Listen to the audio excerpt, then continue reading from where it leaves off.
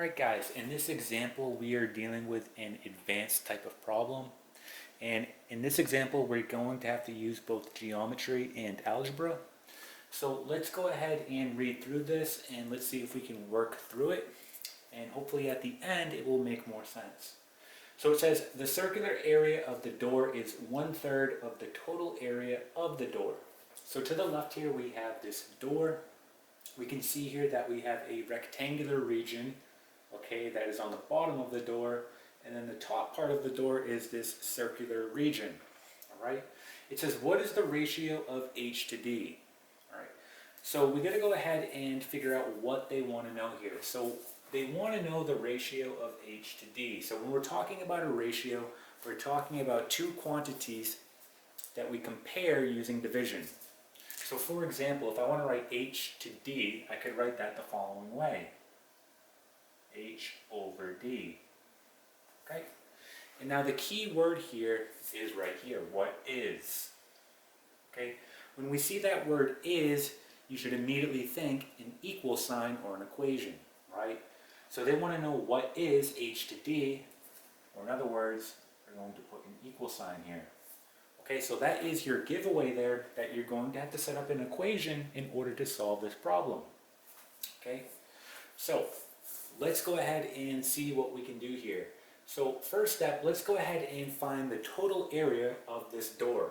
All right, so in order to do that, we're going to have to find this rectangular region and add it to this circular region.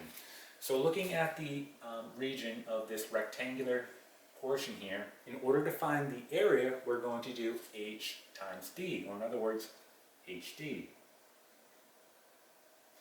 We're now going to add this to the area of the circular region. Now, the area of a circle is going to be the following. So we'll write it right here. Area of circle is going to be pi radius squared. And if we look, what we have here, right, we have this length d, that is going to be the diameter of the circle. So we know that the radius is going to be d over 2, right?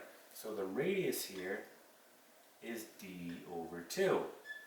So knowing that, we're going to go ahead and plug this in wherever we see an r. So area of the circle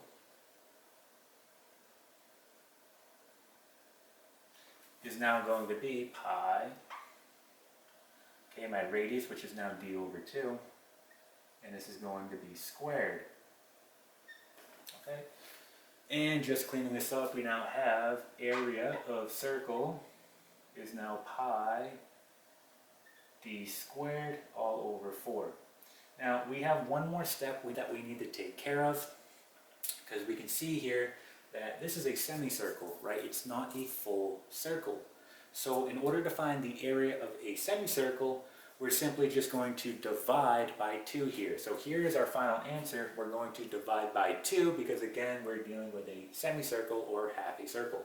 So dividing by 2 here, we get the following. We get plus pi d squared, and this is going to be over 8. Okay? So there it is. This is going to be the total area of our door. All right, let's go ahead and erase this. We now want to make an equation, so we have to set this equal to something.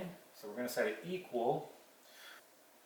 So if we go ahead now and set this equal to the circular area of the door, which is going to be pi d squared over 8, right? We determined that right here. Now there's one more step. In order to make this equation true, it says, right, 1/3 of the total area. So the circular area of the door is, right, so here's the circular area of the door, is equal sign 1/3 of the total area. So we multiply this by 1/3. Okay, so let's go ahead and do our first step, and let's distribute this 1/3 inside the parentheses. So doing that, we're going to get h d all over 3 plus pi d squared all over 24, and this is going to be equal to pi d squared all over 8. Okay, so we can see here that we're dealing with fractions, and we can actually get rid of these fractions if we simply multiply everything by 24, because we can see that, well, 3 will go into 24, 24 will go into 24, and 8 will go into 24. So let's go ahead and rewrite this by multiplying everything by 24. So I'm just going to section this off so we have room. So doing that, we're going to get 24 HD all over 3 plus 24 pi d squared all over 24 equal to 24 pi d squared all over 8. Okay, so at this point we can go ahead and simplify this down. So let's erase what we have here. And doing that, we know that we're going to be left with the following. So if we go ahead and simplify it down, we're going to get 8 HD plus pi d squared equal to, this is going to give us 3 pi d squared. Okay, so now we're no longer working with fractions, so much easier to manage. So you can see here that we have like terms here and here. So let's go ahead and move this term over to the right side so we can combine them. All right, so just erasing what we have here. So moving this term over to the right side, we're going to subtract. So we get 8 HD equal to 3 pi d squared. And again, we're subtracting the term, so minus pi d squared. And now we want to combine our like terms. So we're going to get 8 HD equal to 2 pi d squared. So again, we want it in this form here.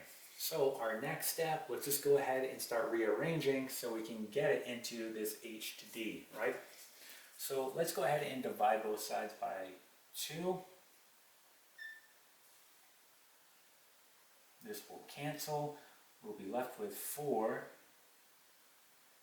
HD equal to pi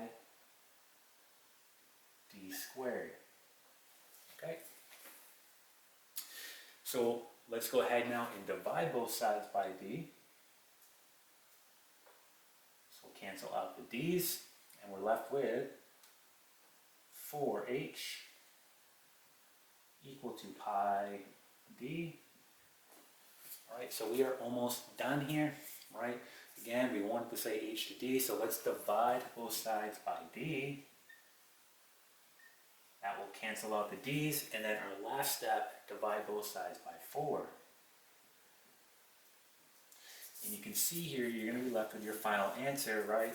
H to d is equal to pi over 4. So we have h to d is going to be equal to pi all over 4. And this here is going to be our final answer. So that is the ratio of h to d. All right, and that is it.